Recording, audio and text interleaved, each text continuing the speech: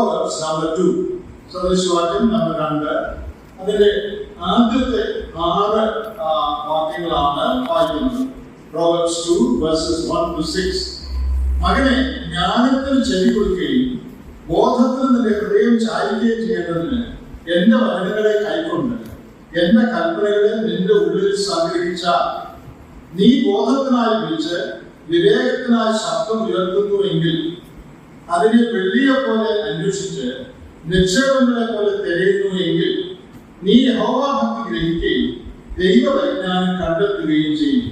യഹോവയല്ലോ ജ്ഞാനം നൽകുന്നത്, അവന്റെ വായിൽ നിന്ന് പരിജ്ഞാനവും വിവേകവും വരുന്നു. ഈ ഭാഗത്ത് എങ്കിൽ എങ്കിൽ എങ്കിൽ എങ്കിൽ ആവർത്തിച്ച് പറയുന്ന പ്രയോഗങ്ങളുണ്ട്. നിങ്ങൾ ശ്രദ്ധിച്ചല്ലോ. ഉള്ളിൽ സംഗ്രഹിച്ചാൽ, ശബ്ദം ഉയർത്തിയാൽ, അന്വേഷിച്ചാൽ, കരഞ്ഞാൽ എന്ത് കണ്ടെത്തും? യഹോവ ഭക്തി ഗ്രഹിക്കുകയും ദൈവ പരിജ്ഞാനം കണ്ടെത്തുകയും ചെയ്യും. എന്നിട്ട് പറയാണ്, യഹോവയല്ലോ ജ്ഞാനം നൽകുന്നത്, അവന്റെ വായിൽ നിന്ന് പരിജ്ഞാനവും വിവേകവും വരുന്നു. യഥാർത്ഥ ജ്ഞാനം എന്ന് പറയുന്നത് സദൃശവാക്യത്തിൽ ആവർത്തിച്ച് പറഞ്ഞിട്ടുള്ള ഒരു കാര്യമാണ്. യഹോവ ഭക്തിയാണ്. സദൃശവാക്യം 1:7 എല്ലാവർക്കും അറിയാവുന്ന വാക്യമാണ്. യഹോവ ഭക്തി ജ്ഞാനത്തിന്റെ ആരംഭമാകുന്നു. അപ്പോൾ ശരിയായ ജ്ഞാനം എന്ന് പറയുന്നത് യഹോവ ഭക്തിയാണ്. ലോകപ്രകാരമുള്ള ജ്ഞാനം നമുക്ക് ഈ ലോകത്തിൽ ജീവിക്കുമ്പോൾ ആവശ്യമാണ്. അതുകൊണ്ട് പ്രയോജനമുണ്ട്. എന്നാൽ നമ്മുടെ ജീവിതത്തിൽ അത്യന്താപേക്ഷിതമായിട്ട് വേണ്ട ജ്ഞാനം ലോകജ്ഞാനമല്ല, ദൈവഭക്തി എന്ന ജ്ഞാനമാണ്. സദൃശവാക്യം 9:10 അത് പറഞ്ഞിട്ടുണ്ട്. യഹോവ ഭക്തി ജ്ഞാനത്തിന്റെ ആരംഭം. അത് 1:7 പറഞ്ഞു കഴിഞ്ഞു. പിന്നെ പറയാണ്, പരിശുദ്ധനെക്കുറിച്ചുള്ള പരിജ്ഞാനം വിവേകവും ആകുന്നു. Knowledge of the holy. പരിശുദ്ധനെ കുറിച്ചുള്ള പരിജ്ഞാനം. പരിശുദ്ധൻ എന്ന് പറയുന്നത് ദൈവത്തിന്റെ കാര്യമാണ്.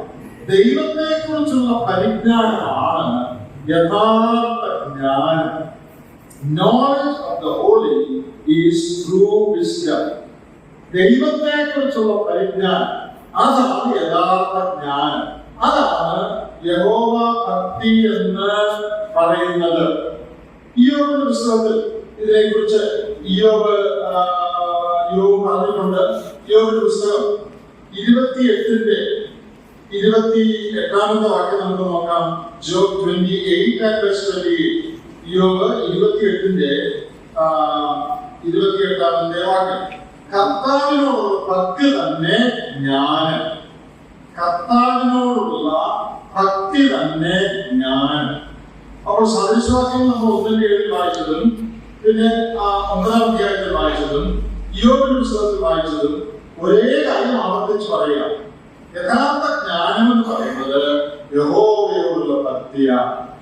ഭക്തി എന്ന് പറയുന്നത്, യഹോവ ഭയം എന്ന് പറയുന്നത് ഒന്ന് തന്നെയാണ്. ഞാൻ ഇതിന് മുമ്പ് പരമാവധി പറഞ്ഞിട്ടുണ്ട്. ഫിയർ ഓഫ് ദ ലോർഡ് എന്ന് പറയുന്നത്, ഗോഡ്ലിനെസ് എന്ന് പറയുന്നത് ഒന്ന് തന്നെയാണ്. ഈ രണ്ട് പ്രയോഗങ്ങൾ ഉണ്ടാകാനുള്ള ഒരു കാരണം പഴയ നിയമം ഗ്രീക്കിലേക്ക് തർജ്ജമ ചെയ്തപ്പോൾ അതിനാണ് സെപ്റ്റുവജന്റ് എന്ന് പറയുന്നത്. സെപ്റ്റുവജന്റ് ട്രാൻസ്ലേഷനിൽ ഫിയർ ഓഫ് ദ ലോർഡ് എന്നുള്ളതെല്ലാം ഗോഡ്ലിനെസ് എന്നാണ് തർജ്ജമ ചെയ്തത്. അതുകൊണ്ടാണ് ഈ 2 വാക്കും വരാനിടയായത്. യഹോവ ഭയം എന്നുള്ളത് സെപ്റ്റുവജന്റ് തർജ്ജമ ചെയ്തത് യഹോവ ഭക്തി എന്നാണ് ആക്കിയത്. ഉദാഹരണമായിട്ട് യഹോവ ഭക്തി ജ്ഞാനത്തിന്റെ ആരംഭം. ഇംഗ്ലീഷിൽ fear of the Lord is the beginning of wisdom എന്നാണ്. യഹോവയെ ഭയപ്പെടുക എന്നാണ്. 25-ാം സങ്കീർത്തനം 12-ാമത്തെ വാക്യത്തിൽ യഹോവ ഭക്തനായ പുരുഷനാണ്. അതാണ് മലയാളത്തിൽ.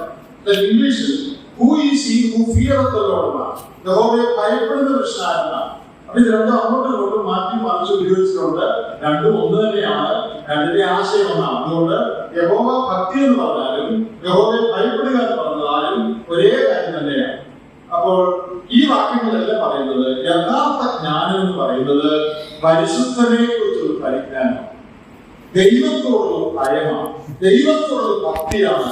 അതാണ് യഥാർത്ഥ ജ്ഞാനം.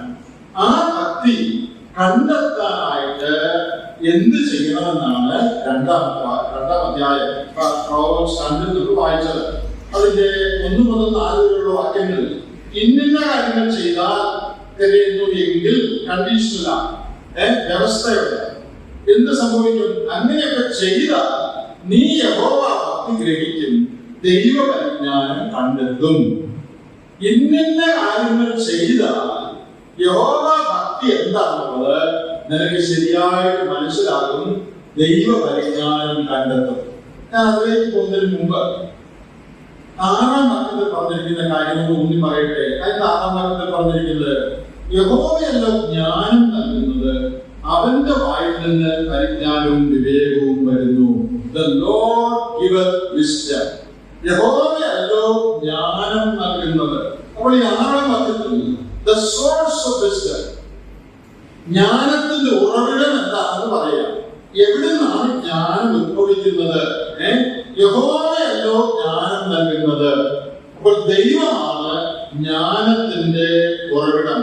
അവന്റെ വായിൽ നിന്ന് പരിജ്ഞാനവും വിവേകവും തരുന്നു. അപ്പോൾ നമുക്ക് ജ്ഞാനം വേണമെങ്കിൽ ലോകത്തിലെ ഏത് യൂണിവേഴ്സിറ്റിയിൽ പോയാലും ഈ ജ്ഞാനം കിട്ടുകയില്ല. ലോകപ്രകാരമുള്ള ജ്ഞാനം കിട്ടും. ഇവിടെ പറയുന്ന ജ്ഞാനം, യഹോവ ഭക്തി എന്ന ജ്ഞാനം വേണമെങ്കിൽ ലോകത്തിലെ ഒരു തത്വചിന്ത പിൻപറ്റിയാലും ഒരു പുസ്തകം വായിച്ചാലും കിട്ടുകയില്ല. അത് യഹോവയിൽ നിന്ന് നേരിട്ട് ലഭിക്കേണ്ടതാണ്. യഹോവയാണ് ജ്ഞാനം തരുന്നത്. അപ്പോൾ ജ്ഞാനത്തിന്റെ റിസോഴ്സ് യഹോവയാണ്. അതിന്റെ സോഴ്സ് യഹോവയാണ്. യാക്കോബിന്റെ ലേഖനം 1-ാം അധ്യായത്തിന്റെ 5-ാമത്തെ വാക്യത്തിൽ ഇങ്ങനെ പറയുന്നത്, നിങ്ങളിൽ ഒരുത്തന് ജ്ഞാനം കുറവാകുന്നുവെങ്കിൽ, വേറൊരു കോണ്ടെക്സ്റ്റിലാണ് ആ വാക്യം എന്നുവരെങ്കിലും ആ സത്യം ശരിയാണ്. If anyone lacks wisdom, let him ask of God, who giveth liberally. നിങ്ങളിൽ ഒരുത്തന് ജ്ഞാനം കുറവാകുന്നുവെങ്കിൽ പലിശിക്കാതെ എല്ലാവർക്കും ഔദാര്യമായി കൊടുക്കുന്നവനായ ദൈവത്തോട് യാചിക്കട്ടെ, അവന് കിട്ടുമെന്നാണ്. അപ്പോൾ ഈ വാക്യങ്ങളെല്ലാം പറയുന്നത് ജ്ഞാനത്തിന്റെ ഉറവിടം ദൈവം. ദൈവത്തിൽ നിന്നാണ് നമുക്ക് ജ്ഞാനം ലഭിക്കുന്നത്. വേറെ ഒരു ഉറവിടത്തിൽ നിന്നും ദൈവഭക്തി, ദൈവഭയം എന്ന ജ്ഞാനം നമുക്ക് ലഭിക്കാനൊക്കെ ഇല്ല. പക്ഷെ യഹോവ അത് നൽകുന്നു. അതാണ് യാക്കോബ് പറഞ്ഞത്. ഇവിടെ നമ്മൾ വായിക്കുന്നു. ഇനി അതിനൊരു വിശദീകരണം പറഞ്ഞിരിക്കുന്നത് ശ്രദ്ധിക്കുക.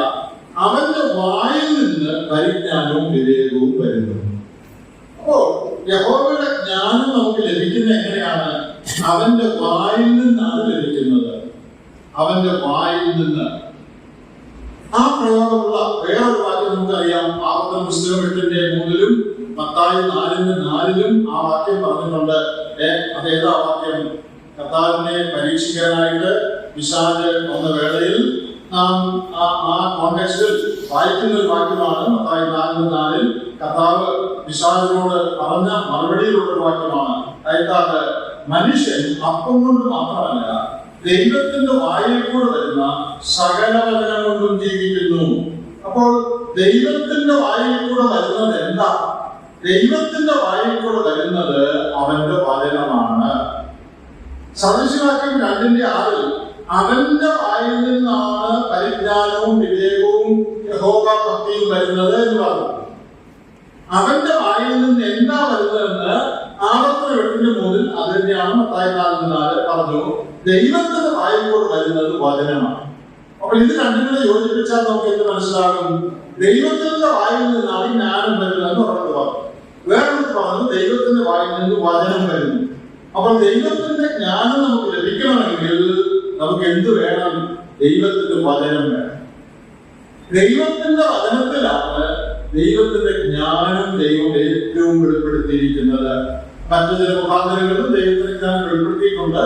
എന്നാൽ ഇന്ന് പൂർണ്ണമായ നിലയിൽ എഴുതപ്പെട്ട നിലയിൽ ദൈവഭക്തിയുടെ രഹസ്യം, ദൈവജ്ഞാനത്തിന്റെ രഹസ്യം, ദൈവത്തിന്റെ ഹിതം ദൈവം വെളിപ്പെടുത്തിയിരിക്കുന്ന ഒരു വചനത്തിൽ കൂടെയാണ്. അതുകൊണ്ടാണ് ദൈവവചനത്തിന് ഇത്ര പ്രാധാന്യമുള്ളത്. അതുകൊണ്ടാണ് ദൈവവചനം പഠിക്കണം, ദൈവവചനം ധ്യാനിക്കണം, ദൈവവചനം വൈകായി പഠിക്കണം, എല്ലാ ദിവസവും വായിക്കണം, അത് പഠിക്കണമെന്ന് പറയുന്നത് നമ്മുടെ ഭക്തി വർദ്ധിക്കാനുള്ള മുഖാന്തരം ദൈവത്തിന്റെ വായിൽ നിന്ന് വരുന്ന ജ്ഞാനമാണ്. ആ ദൈവത്തിന്റെ വായിൽ നിന്ന് വരുന്ന ജ്ഞാനം ദൈവം വെളിപ്പെടുത്തി തന്നിരിക്കുന്നത് 66 പുസ്തകങ്ങളുടെ ഈ വചനത്തിൽ കൂടെയാണ്. അതുകൊണ്ട് ഈ വചനം വായിച്ച് ധ്യാനിച്ചാലേ ദൈവത്തിന്റെ ജ്ഞാനം ലഭിക്കുകയുള്ളൂ.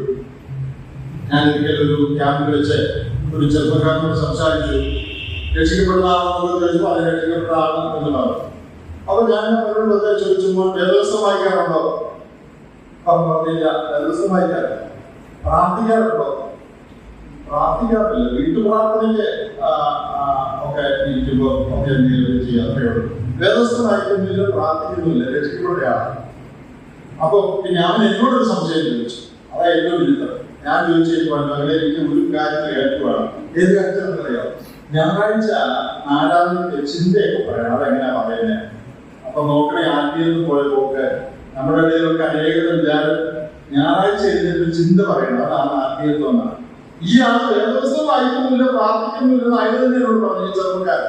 പക്ഷെ ഞായറാഴ്ച എഴുന്നേറ്റൊരു വായിച്ചാർത്താൽ അത് നല്ല കാര്യമാണ് കേട്ടോ. അതിനെ നിരുത്സാഹപ്പെടുത്തില്ല, അതെല്ലാം ചെയ്യണം. എന്നാൽ സ്വന്തമായിട്ട് ദൈവവചനം വായിക്കുകയോ ധ്യാനിക്കുകയോ ചെയ്യാതെ മറ്റുള്ളവരുടെ മുമ്പിൽ ഏതെങ്കിലും ഒരു ഭാഗം വായിച്ച് കേൾപ്പിച്ചുകൊണ്ട് നമ്മുടെ ഭക്തി ഒരിക്കലും വർദ്ധിക്കുകയില്ല. അതല്ല ദൈവഭക്തി എന്ന് പറയുന്നത്. അപ്പോൾ യഹോവയുടെ വായിൽ നിന്ന് വരുന്ന അവന്റെ ജ്ഞാനം അവന്റെ വചനം വഴിയാണ് ലഭിക്കുന്നത്. ആ വചനം നാം ധ്യാനിക്കണം. സദൃശവാക്യം 8 യഹോവയുടെ ജ്ഞാനം ലഭിക്കാനായിട്ടുള്ള മറ്റൊരു കാര്യം, ഇതേ കാര്യമാണ് വേറെ നിലയിൽ പറഞ്ഞിട്ടുണ്ട്. സദൃശവാക്യം 8 ജ്ഞാനത്തിന്റെ അധ്യായമാണ്. നിങ്ങൾക്കറിയാമായി സദൃശവാക്യം തുറന്നത് ജ്ഞാനമായവർ വിളിച്ചു പറയുന്നില്ലയോ എന്ന് പറഞ്ഞാൽ 8ാം അധ്യായം മുഴുവൻ ജ്ഞാനമാണ്. ജ്ഞാനമാണ് അവിടെ സംസാരിക്കുന്നത്. Wisdom is personified as a woman. ജ്ഞാനത്തെ ഒരു സ്ത്രീ ആയിട്ട് സങ്കല്പിച്ച് പറഞ്ഞിരിക്കുകയാണ്. ആ സ്ത്രീ പറയുന്നതായിട്ടാണ് പറയുന്നത്. എബ്രായ ഭാഷയിൽ ജ്ഞാനം സ്ത്രീലിംഗമാണ്, ഫെമിനിനാണ്. അതുകൊണ്ടായിരിക്കാം സ്ത്രീയായിട്ട് ജ്ഞാനത്തെ പറഞ്ഞിരിക്കുന്നത്. പുരുഷനായിട്ട് പറയാതെ ജ്ഞാനത്തെ സ്ത്രീ എന്ന് വിളിച്ചിരിക്കുന്നത് എബ്രായ ഭാഷയിൽ ജ്ഞാനം സ്ത്രീലിംഗമാണ്. അതുകൊണ്ടായിരിക്കാം വിചാരിക്കുന്നത്. എന്തെങ്കിലുമാകട്ടെ, ജ്ഞാനം വിളിച്ച് പറയാം. എന്താ പറയുന്നത്? ഒത്തിരി കാര്യം പറയുന്നുണ്ട്. അതായത് എന്നെ വളരെ സ്പർശിച്ചിട്ടുള്ള ഒരു വാക്യമാണ് അതിൽ 34ാം വാക്യം. ആർക്കാണ് ജ്ഞാനം കിട്ടുന്നതെന്ന് ജ്ഞാനം തന്നെ പറയാം. സദൃശത്തിൽ ജ്ഞാനമാണ് സംസാരിക്കുന്നത്. ജ്ഞാനം പറയാണ്, ദിവസം പ്രതി എന്റെ പടിവാതിൽക്കൽ ജാഗരിച്ചും എന്റെ വാതിൽ കട്ടളക്കൽ കാത്തും കൊണ്ട് എന്റെ വാക്ക് കേട്ടനുസരിക്കുന്ന മനുഷ്യൻ ഭാഗ്യമാണ്. ജ്ഞാനം പറയാണ്, ദിവസം പ്രതി എന്റെ പടിവാതിൽക്കൽ ജാഗരിക്കണം, പിന്നെ എന്റെ വാതിൽ കട്ടളക്കൽ കാത്തിരിക്കണം. അങ്ങനെയുള്ള എന്റെ ജ്ഞാനം പ്രാപിക്കും.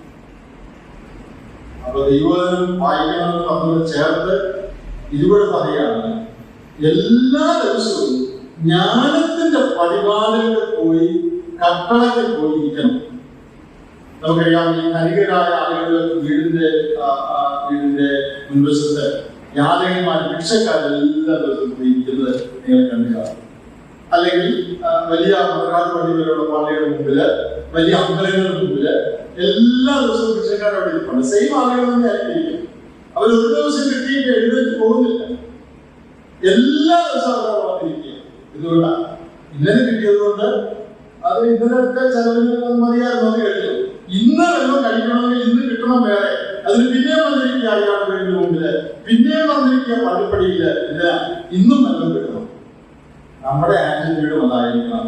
ദിവസം പ്രതി ജ്ഞാനത്തിന്റെ പടിവാതിൽക്കൽ ജാഗരിക്കണം, അവന്റെ വാതിൽ കട്ടളക്കൽ കാത്തുകൊണ്ട് ഇരിക്കണം.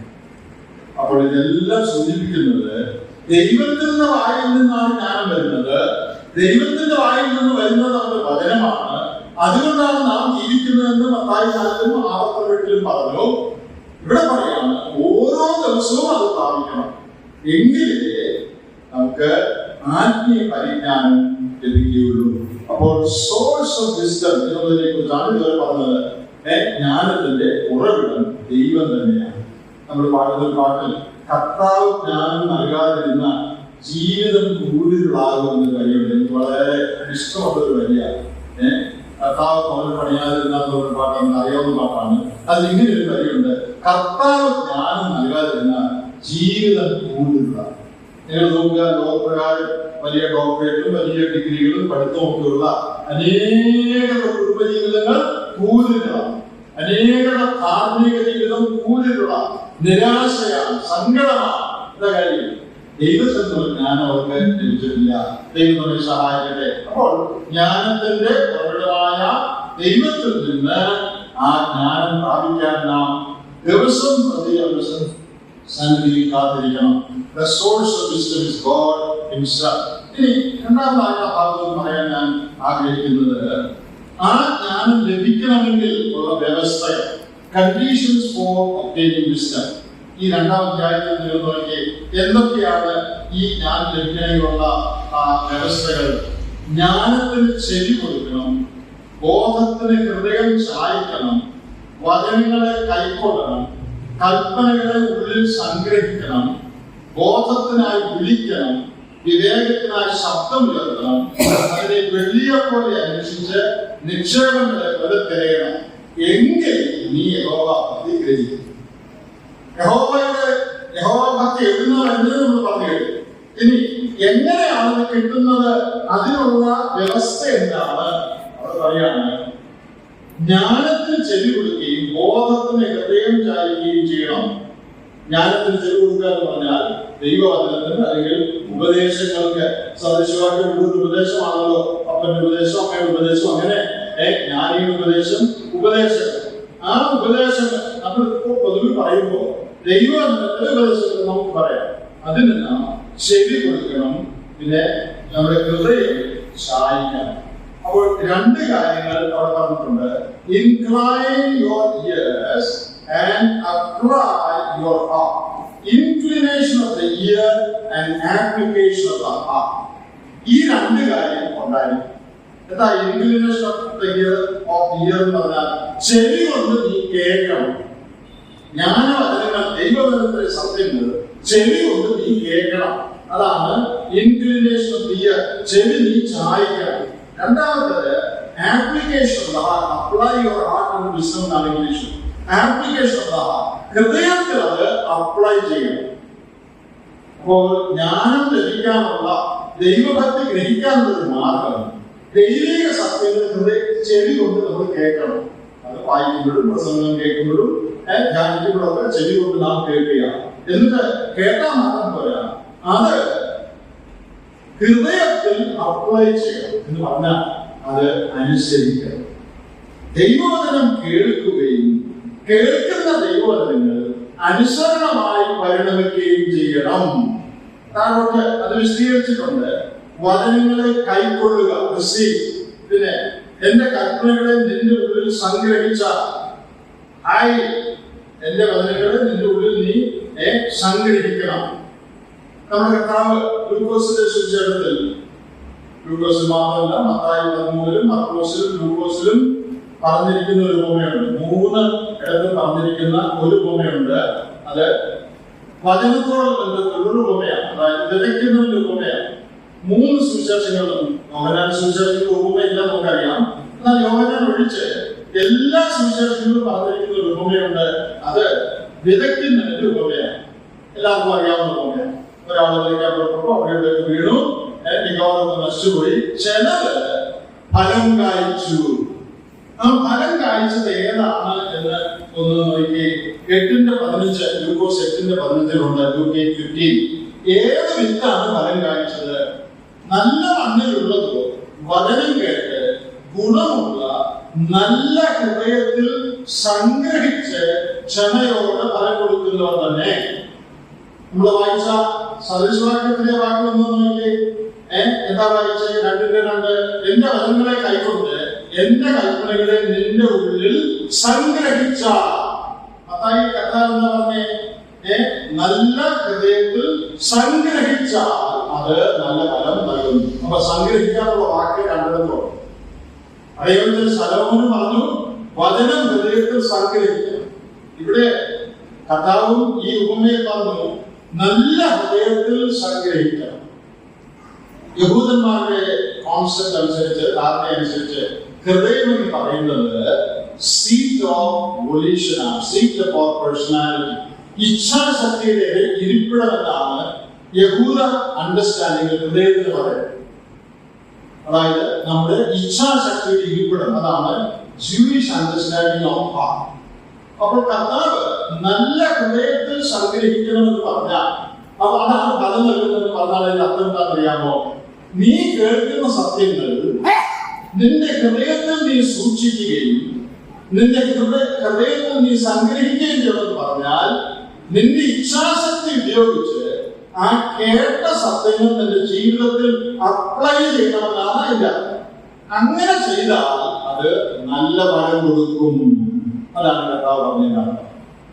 അപ്പോൾ ദൈവവചനം നാം ചെവികൊണ്ട് കേൾക്കണം, ഹൃദയത്തിൽ സംഗ്രഹിക്കണം എന്ന് പറഞ്ഞാൽ അത് ഹൃദയത്തിൽ സൂക്ഷിക്കണമെന്ന് മാത്രമല്ല, നമ്മുടെ ഇച്ഛാശക്തി ഉപയോഗിച്ച് തീരുമാനശക്തി ഉപയോഗിച്ച് ഇന്ന കാര്യം ഞാൻ ചെയ്യാൻ പോകുന്നു, ഞാൻ കേട്ട കാര്യത്തിന്റെ വെളിച്ചത്തിൽ എന്റെ ജീവിതത്തിൽ ഇന്ന കാര്യം ക്രമമിട്ട് കിടക്കുന്നത് ഞാൻ ക്രമപ്പെടുത്തുമെന്ന് ഞാൻ തീരുമാനിക്കുന്നതാണ് ഹൃദയത്തിൽ സംഗ്രഹിക്കുക എന്ന് പറയുന്നത്. കേവലം മനസ്സിൽ ഓർത്തിരിക്കുക എന്നല്ല ഇതിന്റെ അർത്ഥം. മനസ്സിൽ ഓർക്കണം, എന്നാൽ എന്റെ ഇച്ഛാശക്തി ഉപയോഗിച്ച് ഞാൻ തീരുമാനിക്കണം. എന്നോട് ദൈവം സംസാരിച്ചു, ഇന്ന കാര്യം ദൈവം എനിക്ക് ബോധ്യപ്പെടുത്തി, ഞാൻ അതനുസരിച്ച് എന്റെ ഇച്ഛാശക്തി ഉപയോഗിച്ച് ഞാൻ ഇന്ന കാര്യം ചെയ്യാൻ പോവുകയാണ്, അല്ലെങ്കിൽ ഇന്ന കാര്യം ഇന്നും ഞാൻ ചെയ്യുകയില്ല എന്ന് തീരുമാനിക്കുന്നതാണ് ഹൃദയത്തിൽ സംഗ്രഹിക്കുക എന്ന് പറഞ്ഞാൽ. അപ്പോൾ ശലോമോൻ അതിനെ പറഞ്ഞത് എന്താ? വചനങ്ങളെ കൈക്കൊള്ളണം, സ്വീകരിക്കണം, പിന്നെ കൽപ്പനകളെ നിന്റെ ഉള്ളിൽ സംഗ്രഹിക്കണം. അതോട് ചേർത്ത് നമ്മുടെ കർത്താവ് പറഞ്ഞ ഒരു കാര്യങ്ങളെന്ന് പറയട്ടെ. യോഹന്നാന്റെ സുവിശേഷം 7-ാം അധ്യായത്തിൽ ഈ വചനം അനുസരിക്കുന്നതിനെ കുറിച്ച് ഇതിനു മുൻപ് ഞാൻ ചില സന്ദർഭങ്ങളുടെ ഓഫീസ് പോകുന്നതാണ്. എന്നാൽ ഈ വിഷയത്തോട് ബന്ധപ്പെട്ട് വരുന്നതോട് അതുകൊണ്ട് നോക്കുകയാണ്. യോഹന്നാൻ 7:17 ഈ സത്യം കർത്താവ് പറഞ്ഞിട്ടുണ്ട്. യോഹന്നാൻ 7:17, ജോൺ 7:17, അവന്റെ ഇഷ്ടം ചെയ്യുവാൻ ഇച്ഛിക്കുന്നവൻ ഈ ഉപദേശം ദൈവത്തിൽ നിന്നുള്ളതോ ഞാൻ സ്വയമായി പ്രസ്താവിക്കുന്നതോ എന്ന് അറിയും. കർത്താവിന്റെ പഠിപ്പീരുകളെ കുറിച്ച് അതിന്റെ മോഡുണ്ട്. യഹൂദന്മാർക്ക് കേട്ടപ്പോൾ ഈ ഉപദേശം ഇതിന് എഴുത്തെ ഉപദേശവും പറയുന്നത് ഇവരിന് എങ്ങനെ കിട്ടി എന്നൊക്കെ ഇങ്ങനെ സംസാരിക്കാം. അത് കർത്താവ് പറയാണ്, എന്റെ ഇഷ്ടം ചെയ്യുവാൻ ഇച്ഛിക്കുന്നവർക്ക് ഇത് ദൈവത്തിന്റെ ആണോ അല്ലെന്ന് മനസ്സിലാവും. അപ്പൊ അവിടുത്തെ പ്രമാണം എന്താ? ദൈവവചന സത്യം ആർക്കാണ് ഗ്രഹിക്കാൻ സാധിക്കുന്നത്? നല്ല ബുദ്ധിയുള്ളവർക്ക് മനസ്സിലാവുന്നതല്ല. ഇംഗ്ലീഷ് നല്ലതായിട്ട് അറിയാവുന്ന ഉപദേശം മനസ്സിലാവുന്നതാണ്. പിന്നെ ആർക്ക് മനസ്സിലാക്കുന്ന? അവന്റെ ഇഷ്ടം ചെയ്യുവാൻ ഇച്ഛിക്കുന്ന എന്ന് പറഞ്ഞാൽ ദൈവവചനം അനുസരിക്കാനായിട്ട് മനസ്സുള്ളവന് ഈ പറയുന്നത് ദൈവത്തിൽ നിന്നുള്ളതാണോ ഞാൻ തന്നെ പറയുന്നതാണോ എന്ന് മനസ്സിലാകും. അതാണ് കർത്താവ്. യഹൂദന്മാർക്ക് കുറച്ചു പേർക്ക് മനസ്സിലാകും കർത്താവ് പറഞ്ഞ കാര്യം. ബാക്കിയുള്ളവരെല്ലാം എതിർക്കുകയായിരുന്നു ചെയ്ത്. അതിന്റെ കാരണം എന്താ? അവർക്ക് അനുസരിക്കാൻ മനസ്സില്ല. ഈ കാര്യം പിന്നെയും പറഞ്ഞിട്ടുണ്ട്. യോഹന്നാൻ 8-ലേക്ക് വരിക. യോഹന്നാൻ സുവിശേഷം 8-ാം അധ്യായത്തിൽ കർത്താവ് ഈ കാര്യം പിന്നെയും പറഞ്ഞു. അതിന് 43, 8:43 ജോൺ, എന്റെ ഭാഷണം നിങ്ങൾ ഗ്രഹിക്കാത്തത് എന്ത്? കർത്താവ് യഹൂദന്മാരോട് ചോദിക്കുകയാണ്, ഞാൻ ഈ പറഞ്ഞത് എനിക്ക് എന്താ മനസ്സിലായത്? കർത്താവ് പറഞ്ഞ ഭാഷ അറബിക് ഭാഷയാണ്. അത് അവർക്ക് അറിയാൻ അല്ല, അവർക്ക് വേദവസ്തു അറിയാൻ അല്ല. പിന്നെ എന്താണ് മനസ്സിലാകാത്തത്? അടുത്ത വാചകം, എന്റെ വചനം കേൾപ്പാൻ നിങ്ങൾക്ക് മനസ്സില്ലായതുകൊണ്ടത്രേ. കേൾപ്പാൻ മനസ്സിലെന്ന് പറഞ്ഞാൽ കേൾക്കാൻ പറഞ്ഞ അനുസരിക്കാന്നല്ല. കേൾപ്പാൻ മനസ്സിലെന്ന് പറഞ്ഞാൽ അനുസരിക്കാൻ മനസ്സില്ല, അതുകൊണ്ടാണ് മനസ്സിലാകാത്തത്. അപ്പൊ ഈ സത്യങ്ങളെല്ലാം ഒന്ന് തന്നെയാണ്. ഹൃദയത്തിൽ സംഗ്രഹിക്കുക എന്ന് പറയുന്നതും ഇച്ഛാശക്തി ഉപയോഗിച്ച് അനുസരിക്കുക എന്ന് പറയുന്നതും എന്റെ ഇഷ്ടം ചെയ്യുവാൻ ഇച്ഛിക്കുക എന്ന് പറയുന്നതും കേൾക്കാൻ മനസ്സിലാക്കുക എന്ന് പറയുന്നതും സദൃശവാക്യത്തിൽ നിന്ന് വായിച്ചതുപോലെ കൈക്കൊണ്ട് ഉള്ളിൽ സംഗ്രഹിക്കുക എന്ന് പറയുന്നത് ഒരേ കാര്യമാണ്. ഏത് കാര്യമാണ്? ദൈവവചനം കേൾക്കുകയും അതനുസരിക്കുകയും ചെയ്യുക. അപ്പോൾ നമ്മുടെ ഭക്തി കണ്ടെത്തണമെങ്കിൽ, വർദ്ധിക്കണമെങ്കിൽ നമ്മൾ ആദ്യം പറഞ്ഞു അതിന്റെ ഉറവിടമായ ദൈവത്തിന്റെ അടുത്ത് ചെന്ന് ദൈവവചനത്തിൽ നിന്ന് അത് പ്രാപിക്കണം. പിന്നെ ഇവിടെ പറയുന്നത് ദൈവസത്യങ്ങൾ നാം കേൾക്കുകയും അതിനോട് അനുസരിക്കുകയും ചെയ്യണം. ഒരു കാര്യം പറഞ്ഞാൽ അവസാനിക്കട്ടെ. അതിന്റെ ഒടുവിലത്തെ ഭാഗം 5-ാമത്തെ വാക്യത്തിൽ സദൃശവാക്യം 2:5 അതിന്റെ 3-ാം വാക്യം നോക്കാം. ഒരു കാര്യം കൂടെ ചെയ്യണം. എന്താണെന്നറിയാമോ? ബോധത്തിനായി വിളിച്ച് വിവേകത്തിനായി ശബ്ദം ഉയർത്തി വെള്ളിയെ പോലെ അന്വേഷിച്ച് നിക്ഷേപങ്ങളെ പോലെ തിരയണം. അപ്പൊ അടുത്ത കണ്ടീഷൻ, ഒരു കണ്ടീഷൻ കൂടെ എന്താ പറഞ്ഞേ? ദൈവവചനം കേട്ട് അനുസരിക്കുക. അതാണ് രണ്ടാമത്തെ കണ്ടീഷൻ ഇവിടെ ഉണ്ട്. നീ വിളിക്കുകയും ശബ്ദമുയർത്തുകയും അന്വേഷിക്കുകയും തിരയുകയും ചെയ്യണം എന്ന് പറഞ്ഞാൽ that shows the earnest attitude of your heart. ഹൃദയത്തിന്റെ പൂർണ്ണ ഹൃദയത്തോടെ ഇത് വേണമെന്ന് വാഞ്ചിക്കുന്ന അവസ്ഥയാണ് കാണിക്കുന്നത്. അപ്പോൾ രണ്ട് കാര്യങ്ങൾ. An attitude of obedience to the word is essential to obtaining true fear of God. രണ്ട്, an attitude of earnestly desiring for godliness. ദൈവഭക്തിക്ക് വേണ്ടി പൂർണ്ണ ഹൃദയത്തോടെ ആഗ്രഹിക്കുന്ന ഇച്ഛിക്കുന്ന ഒരു മനസ്സ് അത് നമുക്കുണ്ടായി. ഇതുണ്ടെങ്കിൽ ഈ യഹോവാഭക്തി കഴിക്കുകയും ദൈവവിജ്ഞാനം കണ്ടെത്തുകയും. അപ്പൊ നമ്മൾ പറഞ്ഞ രണ്ട് കാര്യമാണ് പ്രധാനമായിട്ട്. ഒന്ന്, ദൈവമാണ് ജ്ഞാനം തരുന്നതുകൊണ്ട് ദൈവസ്ഥിതി കാത്തിരിക്കണം, ദൈവവചനത്തിൽ നിന്ന് ധ്യാനിക്കണം, ദൈവവചനം കേൾക്കമാത്രമല്ല അതനുസരിക്കണം. അതാണ്. രണ്ടാമത്തേത്, പൂർണ്ണ ഹൃദയത്തോടെ അവിടെ പറഞ്ഞിരിക്കുന്നത് വിളിക്കണം, ശബ്ദമുയർത്തണം, അന്വേഷിക്കണം, തിരയണം. ആ വാക്കുകളെല്ലാം സൂചിപ്പിക്കുന്നത് എന്താ അറിയാമോ? പൂർണ്ണ ഹൃദയത്തോടെ. നമ്മുടെ ഹൃദയത്തിന്റെ ഉൾക്കളമായ താല്പര്യത്തെ കാണിക്കുന്ന വാക്കുകളാണ്. അത് പൂർണ്ണ ഹൃദയത്തോടെ നീ അതിനെ അന്വേഷിക്കണം. അതായത് 6 കർത്താവ് പറഞ്ഞു, നീതിക്ക് വേണ്ടി വിശന്ന് ദാഹിക്കുന്നവർ ഭാഗ്യവാന്മാർ, അവർക്ക് പ്രത്യേകം. എബ്രായർ 11:6 അവൻ തന്നെ അന്വേഷിക്കുന്നവർക്ക് പ്രതിഫലം നൽകുന്നവരോ. ഇംഗ്ലീഷ് വാക്യം is a rewarder of those who diligently seeking. പൂർണ്ണ ഹൃദയത്തോടെ ആരിതിനു വേണ്ടി ആഗ്രഹിക്കുമോ അവർക്ക് ഇത് ലഭിക്കും.